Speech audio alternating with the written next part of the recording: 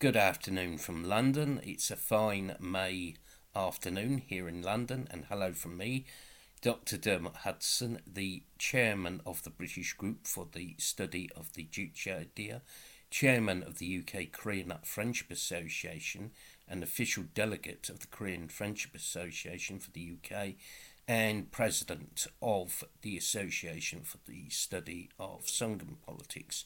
We've been keeping the channel, the Songun 007 YouTube channel, regularly updated with content from the DPRK itself and also from the anti-imperialist National Democratic Front of South Korea. However, as has been pointed out to me, I haven't made any of my own videos for a few weeks, so taking a break from spring cleaning and writing and other activities, I've decided to give a short talk about DPRK-Palestine relations.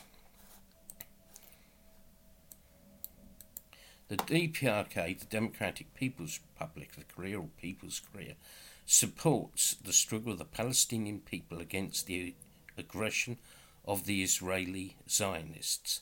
It is a consistent position of the DPRK to support the Palestinian and Arab peoples in their struggle against Zionism and US imperialism. As the great leader, Comrade Kim Il-sung, said, in order to realize their ambition to establish a great Zionist empire in the Middle East, the Israeli Zionists have occupied Arab lands and are pursuing the policy of establishing colonies. Under the active patronage of the imperialists, they are flagrantly violating the national rights of the Palestinian and other Arab peoples, growing more blatantly ferocious and arrogant with each passing day. End of quotation. The DPRK is one of the few non-Arab states not to recognise Israel. China and Vietnam have diplomatic relations with Israel, and the USSR actually recognised Israel in 1948, although, to be perfectly fair, it broke relations with Israel in 1967. The Democratic People's Republic of Korea has always recognised Palestine, and the great leader President Kim Il-sung met Yasser Arafat, the chairman of the Palestine Liberation Organization, on 5 different occasions. And in fact, Yasser Arafat attended the celebrations for the 40th anniversary of the victory in the Fatherland Liberation War in July 1993. The DPRK has had good relations with the Palestine Liberation Organization and also with the Popular Front for the Liberation of Palestine and the Democratic Front for the Liberation of Palestine. George Habash, the founder of the Popular Front for the Liberation of Palestine, is said to have visited the DPRK in 1970. George Habash once said, "We are convinced that the intrigues of the imperialists to divide Korea are destined to be shattered by the heroic Korean people who are struggling for the victory of the cause of national reunification, and that the South Korean puppets will surely meet their doom as the South Vietnamese puppets did." End of quotation.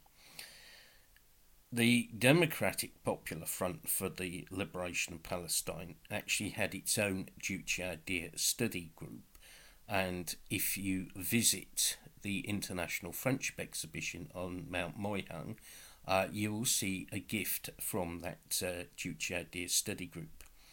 The DPRK materially supported the Arab peoples in their struggle against Zionism. During the 1973 Mid-East War, the DPRK sent a squadron of Korean People's Army Air Force planes and pilots who took part in combat against the Israeli aggressors. By contrast, Israel supported the South Korean puppet regime against the DPRK in the Fatherland Liberation War. Apparently, Ben Gurion wanted to send Israeli troops to fight in the Fatherland Liberation War on the American side. In the end, Israel sent $100,000 in aid to South Korea and granted full diplomatic recognition to the South Korean puppets in 1962.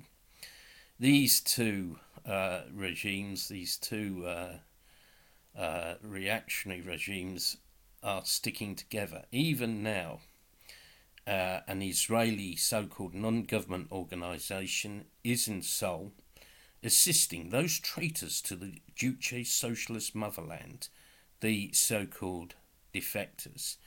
Make no mistake about it, Israel is a friend of the South Korean puppets, and South Korea is basically the Israel of the Far East. The Democratic People's Republic of Korea is a great friend of the Palestinian and Arab peoples and supports the anti-Zionist, anti-imperialist struggle. So say in conclusion, solidarity with the Palestinian people, long live the struggle of the Palestinian people, and long live the friendship of the Democratic People's Republic of Korea and Palestine. Thank you for listening to this video. If you're not already a subscriber to the channel, please subscribe, and also to our affiliated channel UK KFA.